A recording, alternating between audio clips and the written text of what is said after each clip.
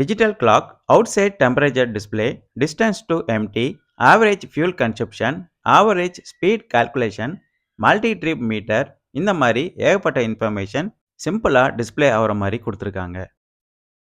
Fuel gauge left சைடும் right side engine டெம்பரேச்சரும் display ஆகிற மாதிரி கொடுத்துருக்காங்க. Hand brake indication, air bag alert, seat belt alert மற்றும் ஹை ஸ்பீட் அலர்ட்டும் இதில் இண்டிகேஷன் ஆகிற மாதிரி கொடுத்துருக்காங்க. ஸ்டீரிங் மவுண்டர் கிளஸ்டர் கண்ட்ரோல்ஸ் பட்டனை நம்ம ஆக்சஸ் பண்ணி டிரைவ் இன்ஃபோவும் பார்க்குற மாதிரி பண்ணியிருக்காங்க.